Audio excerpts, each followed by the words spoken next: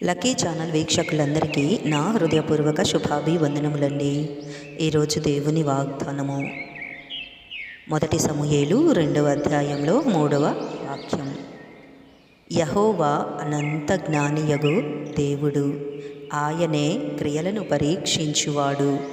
ఇకను అంత గర్వముగా మాటలాడకుడి, గర్వపు మాటలు మీ నోట రానియకుడి.